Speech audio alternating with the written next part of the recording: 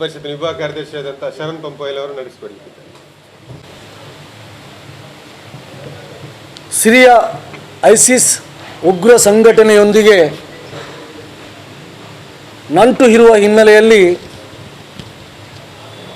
ದೇಶದಾದ್ಯಂತ ದಾಳಿಯಾದದ್ದು ತಮಗೆಲ್ಲರಿಗೆ ಗೊತ್ತಿದೆ.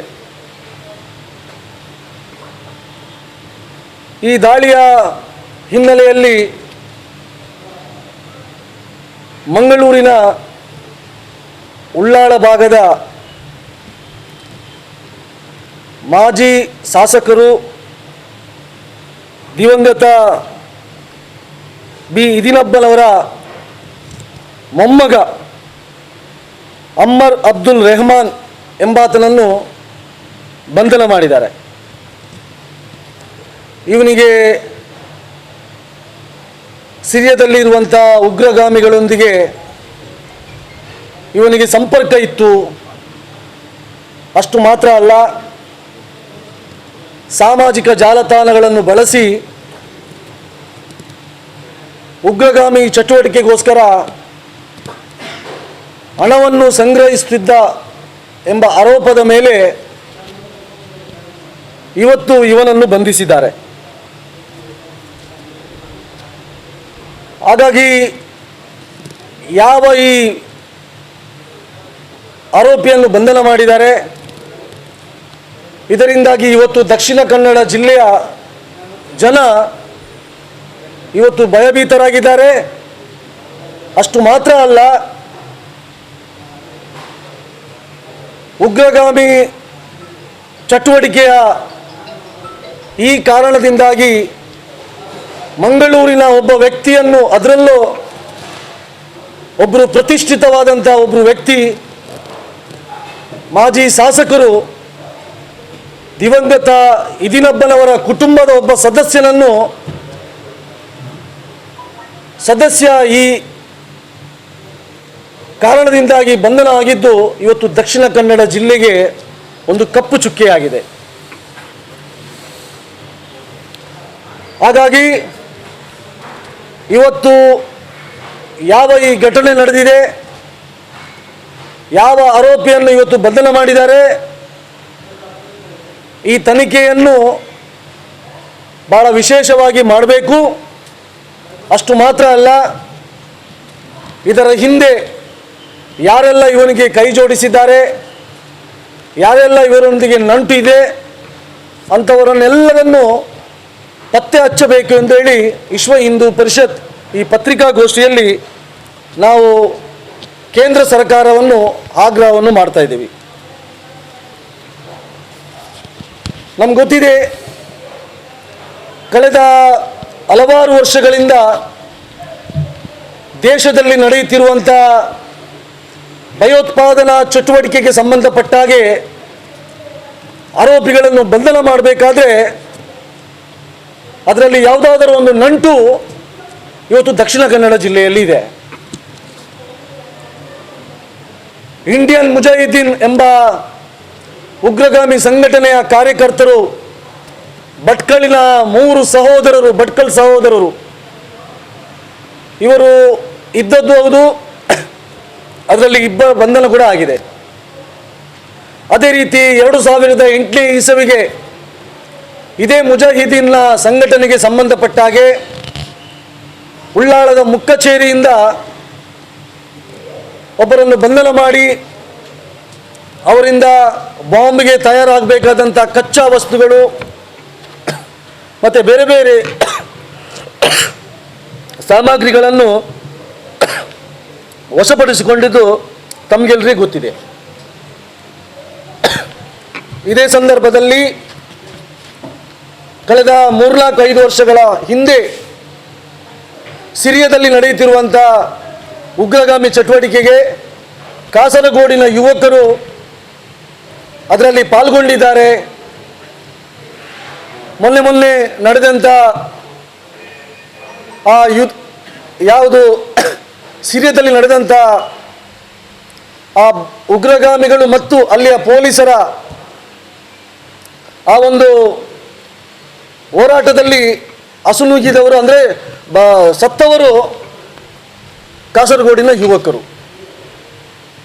ಹೀಗಾಗಿ ಇವತ್ತು ಉಳ್ಳಾಳಕ್ಕೆ ಹತ್ತಿರವಾದಂಥ ಕಾಸರಗೋಡು ಜಿಲ್ಲೆಯ ಕೂಡ ನಂಟು ಇವತ್ತು ನಮ್ಮ ಜಿಲ್ಲೆಗೆ ಇದೆ. ಹಾಗಾಗಿ ಇಷ್ಟು ಮಾತ್ರ ಅಲ್ಲ, ಕಳೆದ ವರ್ಷ ಡಿಸೆಂಬರ್ ತಿಂಗಳಲ್ಲಿ ಮಂಗಳೂರಿನಲ್ಲಿ ಗೋಡೆ ಬರಹವನ್ನು ಬರೀತಾರೆ. ಇಲ್ಲಿ ನಾವು ಉಗ್ರ ಸಂಘಟನೆಯನ್ನು ಪ್ರಾರಂಭ ಮಾಡ್ತೀವಿ. ಅಷ್ಟು ಮಾತ್ರ ಅಲ್ಲ, ಯಾರಾದರೂ ಇಸ್ಲಾಮಿನ ಬಗ್ಗೆ ಮಾತಾಡಿದರೆ ಅವರನ್ನು ಕೊಲ್ತೀವಿ ಎಂಬಂಥ ಉಗ್ರ ಒಂದು ಗೋಡೆ ಬರಹಗಳನ್ನು ಬರೆದಿದ್ದಾರೆ. ಅದಕ್ಕೆ ಸಂಬಂಧಪಟ್ಟ ಹಾಗೆ 3 ಜನರನ್ನು ಬಂಧನ ಕೂಡ ಮಾಡಿದ್ದಾರೆ. ಇಷ್ಟು ಮಾತ್ರ ಅಲ್ಲ, NRC ಉದ್ದೇಶದಿಂದ ಪ್ರತಿಭಟನೆಯ ಮುಖಾಂತರ ಪೊಲೀಸ್ ಸ್ಟೇಷನ್ಗೆ ಬೆಂಕಿ, ಪೊಲೀಸರ ಮೇಲೆ ಹಲ್ಲೆ, ಪೊಲೀಸರನ್ನು ಹತ್ಯೆ ಮಾಡುವಂಥ ಒಂದಷ್ಟು ಘಟನೆಗಳು ಇವತ್ತು ನಮ್ಮ ದಕ್ಷಿಣ ಕನ್ನಡ ಜಿಲ್ಲೆಯಲ್ಲಿ ಆಗ್ತಾ ಇದೆ.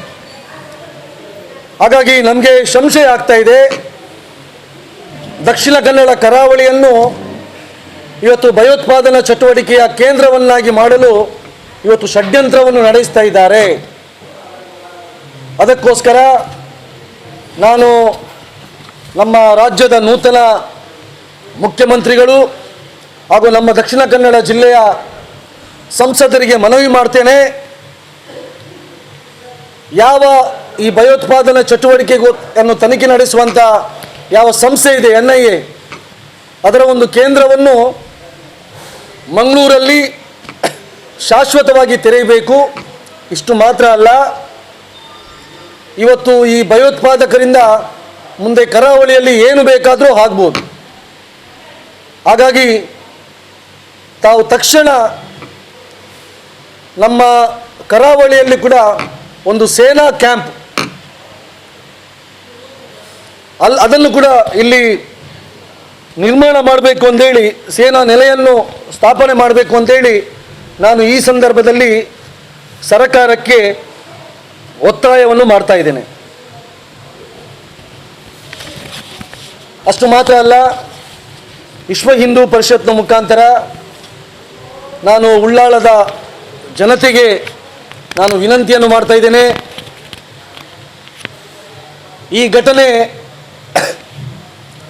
ಕೇವಲ ಒಂದು ಯಾರೋ ಒಬ್ಬ ಆರೋಪಿಯನ್ನು ಬಂಧನ ಮಾಡಿದರು ಅಂತ ಮಾತ್ರ ಅಲ್ಲ, ಇದರ ಹಿಂದೆ ಉಳ್ಳಾಳದಲ್ಲಿ ಸಮಾಜದ್ರೋಹಿ, ದೇಶದ್ರೋಹಿ ಚಟುವಟಿಕೆಯನ್ನು ಮಾಡುವಂಥ ಒಂದು ಷಡ್ಯಂತ್ರ ಇವತ್ತು ಆಗ್ತಾ ಇದೆ. ಇವತ್ತು ಇಲ್ಲಿಯ ಶಾಸಕರು UT ಖಾದರ್ ಏನಿದ್ದಾರೆ, ಇವರಾಗೆ ಹಲವಾರು ಕಾಂಗ್ರೆಸ್ ನಾಯಕರ ಈ ದೇಶದ್ರೋಹಿ, ಸಮಾಜದ್ರೋಹಿಯ ಬಗ್ಗೆ ಇರುವಂಥ ಮೃದು ಧೋರಣೆಯಿಂದಾಗಿ ಇವತ್ತು ಈ ರೀತಿಯ ಚಟುವಟಿಕೆಗಳು ಆಗ್ತಾ ಇದೆ. ಇಷ್ಟು ಮಾತ್ರ ಅಲ್ಲ, ಇವರ ವೋಟ್ ಬ್ಯಾಂಕ್ ರಾಜಕೀಯ ಏನಿದೆ, ಕೇವಲ ಒಂದು ಭಾಗದ ಜನರಿಗೆ ಮಾತ್ರ ನಾವು ಶಾಸಕರು ಅಂತೇಳಿ ಹೇಳುವಂಥ ಏನು ಇವರ ಕೆಲಸ ಇದೆ, ಇದನ್ನು ಉಪಯೋಗ ಮಾಡಿಕೊಂಡು ಕೆಲವೊಂದು ಯುವಕರು ಈ ರೀತಿಯ ಚಟುವಟಿಕೆಗಳಿಗೆ ತೊಡಗಿಸ್ತಾ ಇದ್ದಾರೆ. ಹಾಗಾಗಿ ಉಳ್ಳಾಳದ ಜನ ಎಚ್ಚೆತ್ತುಕೊಳ್ಬೇಕು. ಇವತ್ತು ಪದೇ ಪದೇ ಬೇರೆ ಬೇರೆ ರೀತಿಯ ಘಟನೆಗಳು ಇವತ್ತು ಉಳ್ಳಾಳದಲ್ಲಿ ಆಗ್ತಾ ಇದೆ. ಅದು ಲವ್ ಜಿಹಾದ್ ಇರ್ಬೋದು, ನಮ್ಮ ದೇವಸ್ಥಾನಗಳ ಬಗ್ಗೆ ಅದಕ್ಕೆ ಅವಮಾನ ಮಾಡುವಂಥ ಕೆಲಸ ಆಗಿರ್ಬೋದು, ಸಾಮಾಜಿಕ ಜಾಲತಾಣಗಳಲ್ಲಿ ದೇವರುಗಳ ಬಗ್ಗೆ ವ್ಯಂಗ್ಯವಾಗಿ ಚಿತ್ರವನ್ನು ಬಿಡಿಸಿ ಹಿಂದೂ ಸಮಾಜದ ಬಗ್ಗೆ ಒಂದು ಬೇರೆ ರೀತಿಯಲ್ಲಿ ವಿಚಾರವನ್ನು ಕೊಡುವಂಥ ಕೆಲಸವಾಗಿರ್ಬೋದು, ಇದೆಲ್ಲವೂ ಇವತ್ತು ಉಳ್ಳಾಳ ಭಾಗದಲ್ಲಿ ಪದೇ ಪದೇ ಆಗ್ತಾ ಇದೆ. ಹಾಗಾಗಿ ಇದರ ಬಗ್ಗೆ ಜಾಗೃತರಾಗಬೇಕು. ಗ್ರಾಮಗಳಲ್ಲಿ ನಾವೆಲ್ಲರೂ ಒಟ್ಟಾಗಿ ಒಂದು ತಂಡವನ್ನು ರಚನೆ ಮಾಡಿ ಈ ರೀತಿ ಘಟನೆಯಾದಾಗ ನಮಗೆ ಯಾರ ಮೇಲೂ ಸಂಶಯ ಬಂದರೆ ಅಥವಾ ಈ ರೀತಿಯ ಘಟನೆಗಳಿಗೆ ಇಂಥ ಘಟನೆಗಳಲ್ಲಿ ಯುವಕರು ಇದ್ದರೆ ಇದರ ಬಗ್ಗೆ ಸ್ಥಳೀಯ ಪೊಲೀಸ್ ಅಧಿಕಾರಿಗಳಿಗೆ ಅವರ ಗಮನಕ್ಕೆ ತರಬೇಕು ಅಂತೇಳಿ ಈ ಸಂದರ್ಭದಲ್ಲಿ ನಾನು ಉಳ್ಳಾಳದ ಜನತೆಗೆ ವಿನಂತಿಯನ್ನು ಮಾಡುತ್ತಾ, ವಿಶ್ವ ಹಿಂದೂ ಪರಿಷತ್ ಇರ್ಬೋದು, ಬಜರಂಗ ದಳ ಇರ್ಬೋದು, ನಾವು ಈ ಚಟುವಟಿಕೆಯನ್ನು, ಭಯೋತ್ಪಾದನಾ ಚಟುವಟಿಕೆಯನ್ನು ನಿರ್ಮೂಲನೆ ಮಾಡಲು, ಇದನ್ನು ತಡೆಯಲು ಯಾವುದೇ ರೀತಿಯ ಹೋರಾಟಕ್ಕೂ ಕೂಡ ನಾವು ಸಿದ್ಧವಿದ್ದೇವೆ.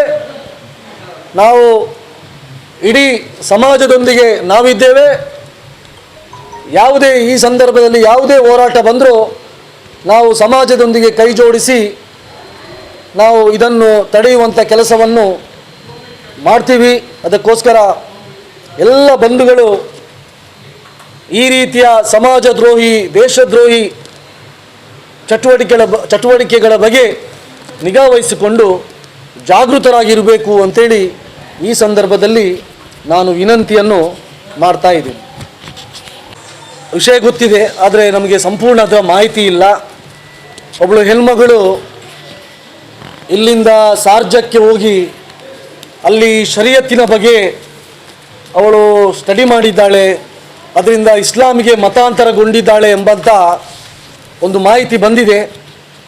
ಆ ಸಂಪೂರ್ಣ ಮಾಹಿತಿ ಬಂದ ನಂತರ ನಾವು ಅದನ್ನು ತಮಗೆ ಹೇಳ್ತೀವಿ.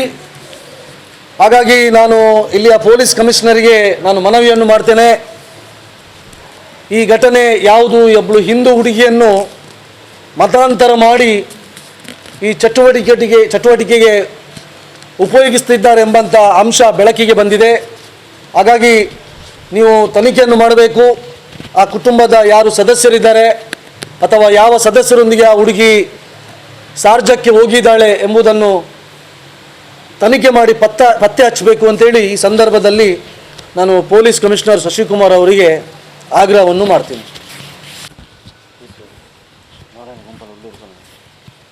ಈ ಒಂದು ಪತ್ರಿಕಾಗೋಷ್ಠಿಯಲ್ಲಿ ನಮ್ಮ ವಿಶ್ವ ಹಿಂದೂ ಪರಿಷತ್ತಿನ ಉಳ್ಳಾಲ ನಗರ ಪ್ರಖಂಡ ಅಧ್ಯಕ್ಷರಾದಂಥ ನಾರಾಯಣ್ ಕುಂಪಾಲ ಕೂಡ ಇದ್ದಾರೆ. ಅದೇ ರೀತಿ ಈ ಒಂದು